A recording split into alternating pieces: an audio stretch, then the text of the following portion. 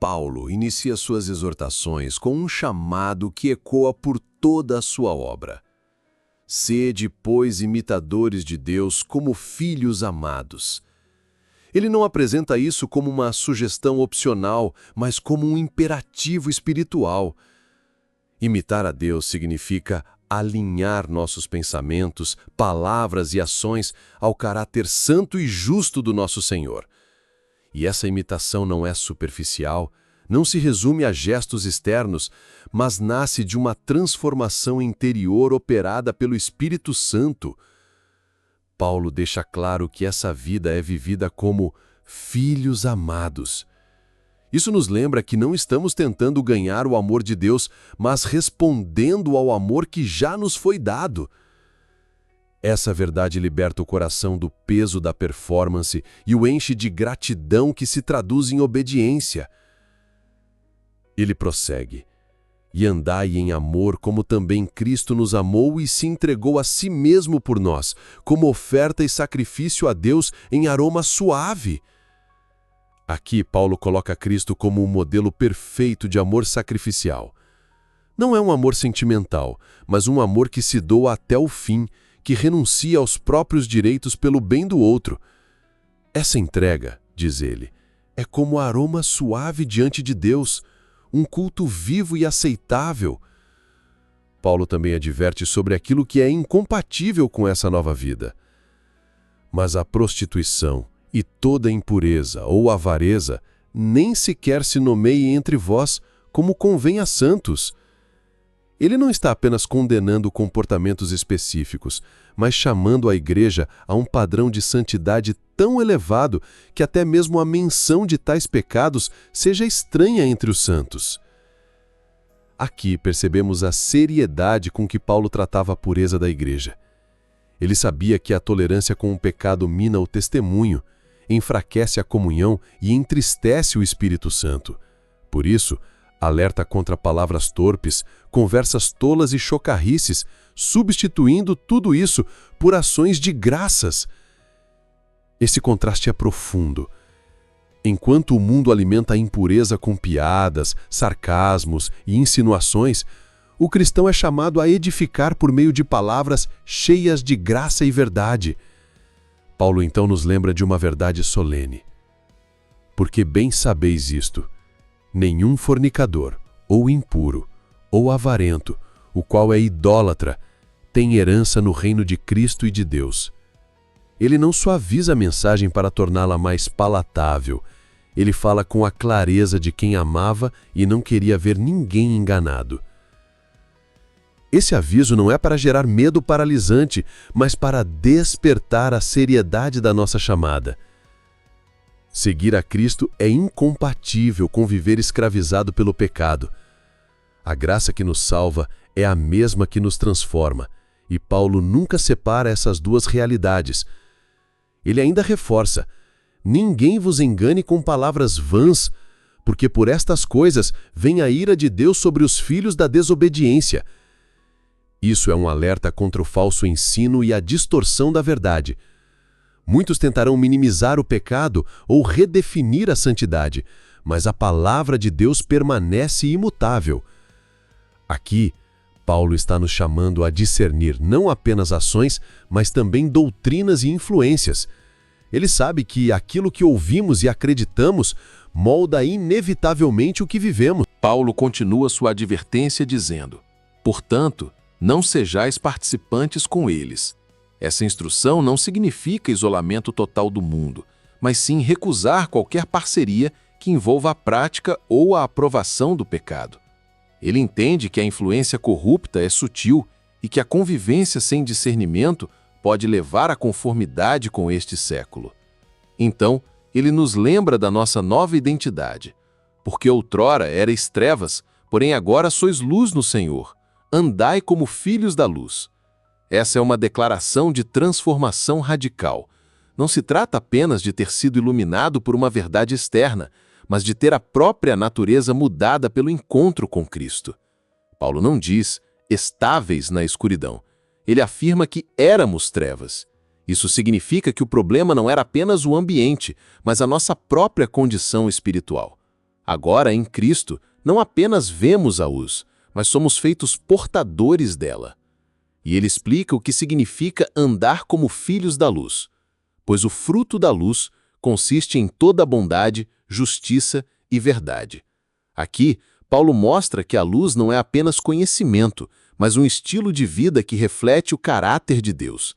Bondade que busca o bem do próximo, justiça que respeita a vontade de Deus e verdade que se recusa a negociar com a mentira. Ele acrescenta, aprovando o que é agradável ao Senhor. Essa é uma chamada à avaliação constante, ao exercício diário de perguntar: isso agrada a Deus?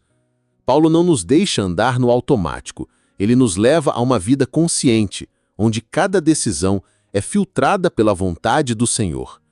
Então, ele é incisivo. E não sejais cúmplices nas obras infrutíferas das trevas, antes, porém, reprovai-as. O chamado não é apenas para evitar o pecado, mas para confrontá-lo com a luz da verdade. Isso exige coragem, porque reprovar as obras das trevas inevitavelmente traz oposição. Paulo sabe que essa postura não é popular. O mundo prefere que a luz permaneça distante e silenciosa, mas a luz verdadeira expõe, corrige e chama ao arrependimento. Ele reforça essa ideia dizendo, porque o que eles fazem em oculto, o só referir é vergonha. Ou seja, o pecado prospera no segredo, mas a luz de Cristo traz à tona aquilo que estava escondido. Isso nos lembra que a santidade não se trata apenas de aparência externa, mas de pureza interior diante de Deus. Em seguida, ele apresenta uma verdade poderosa. Mas todas as coisas, quando reprovadas pela luz, se tornam manifestas, porque tudo o que se manifesta é luz. Isso significa que a exposição à luz não visa apenas condenar, mas também transformar. A graça de Deus não revela para destruir, mas para curar e restaurar. É neste contexto que Paulo cita: desperta, ó tu que dormes, levanta-te de entre os mortos e Cristo te iluminará. Esse chamado é urgente, porque ele sabe que a indiferença espiritual é tão perigosa quanto a rebelião aberta. Despertar é romper com a apatia, levantar-se é abandonar o velho caminho, e receber a luz de Cristo é começar a viver no propósito para o qual fomos chamados. Paulo então nos exorta: portanto, vede prudentemente como andais, não como nécios, mas como sábios. Aqui, ele coloca o foco na vigilância espiritual. A vida cristã não é vivida de forma descuidada, mas com atenção deliberada, discernindo o caminho e evitando armadilhas. Andar como sábios é mais do que acumular conhecimento bíblico. É aplicar a verdade em cada decisão, permitindo que a palavra molde nossos passos. A sabedoria bíblica não é passiva, ela direciona, corrige e protege. Paulo acrescenta: remindo o tempo, porque os dias são maus. Remir o tempo significa aproveitar cada oportunidade para viver e servir de forma que glorifique a Deus. É reconhecer que cada momento é precioso e que desperdiçar tempo é desperdiçar vida. Quando ele diz os dias são maus, não está apenas descrevendo circunstâncias difíceis, mas alertando que vivemos em um mundo hostil à verdade de Deus. Por isso, não podemos viver de forma distraída ou acomodada. Paulo reforça: por essa razão, não vos torneis insensatos, mas procurai compreender qual é a vontade do Senhor. A insensatez aqui não é falta de inteligência, mas viver sem buscar a direção de Deus. Conhecer a vontade do Senhor exige intimidade com Ele, constante meditação na Escritura e sensibilidade ao Espírito Santo. Então, ele nos adverte: e não vos embriagueis com vinho, no qual há dissolução, mas enchei-vos do Espírito. Paulo contrapõe dois tipos de influência, a que leva à perdição e a que conduz à vida. Embriagar-se com vinho representa buscar satisfação em algo passageiro e corruptível, enquanto encher-se do Espírito é receber direção, força e alegria do próprio Deus. O verbo enchei-vos está no presente contínuo, indicando uma ação constante, um viver diário na dependência do Espírito. Não é um evento isolado. Ele descreve o resultado dessa plenitude. Falando entre vós com salmos, entoando e louvando de coração ao Senhor com hinos e cânticos espirituais. Isso mostra que a vida cheia do Espírito é marcada por adoração sincera, e essa adoração transborda tanto no relacionamento com Deus quanto no relacionamento com os irmãos. Paulo prossegue, dando sempre graças por tudo a nosso Deus e Pai, em nome de nosso Senhor Jesus Cristo. O coração grato é fruto direto da plenitude do Espírito. Essa gratidão não depende de circunstâncias favoráveis, mas da certeza de que Deus é soberano e bom em todo o tempo. Ele conclui esta parte com uma instrução que desafia a mentalidade do mundo, sujeitando-vos uns aos outros no temor de Cristo. A submissão mútua não é sinal de fraqueza, mas de humildade e reconhecimento da autoridade de Cristo sobre todos. É servir ao próximo não por obrigação, mas por amor e reverência ao Senhor. Aqui Paulo nos apresenta um quadro completo de maturidade cristã. Vigilância, sabedoria, uso correto do tempo, compreensão da vontade de Deus, vida no Espírito, adoração constante, gratidão em todas as circunstâncias e submissão mútua. Paulo agora aplica esses princípios às relações familiares e conjugais. Ele começa dizendo: as mulheres sejam submissas ao seu próprio marido, como ao Senhor. Aqui a submissão não é imposição cultural, mas expressão de amor e respeito que flui da obediência a Cristo. Não se trata de inferioridade, mas de reconhecer a ordem estabelecida por Deus para o lar. Paulo explica: porque o marido é o cabeça da mulher, como também Cristo é o cabeça da igreja, sendo este mesmo o Salvador do corpo. A autoridade bíblica é baseada no serviço sacrificial, não no domínio egoísta. Assim como Cristo lidera a igreja, dando sua vida por ela, o marido deve liderar cuidando, protegendo e amando. Ele continua: como, porém, a igreja está sujeita a Cristo, assim também as mulheres sejam em tudo submissas ao seu marido. Isso significa que a submissão é um reflexo da relação da igreja com o Senhor, voluntária, motivada pelo amor e fundamentada na confiança. Paulo então se dirige aos maridos: maridos, amai vossa mulher, como também Cristo amou a igreja e a si mesmo se entregou por ela. Aqui está o padrão: amor sacrificial, disposto a renunciar a si mesmo para o bem do outro. É um amor que não busca interesses próprios, mas a santificação e o cuidado da esposa.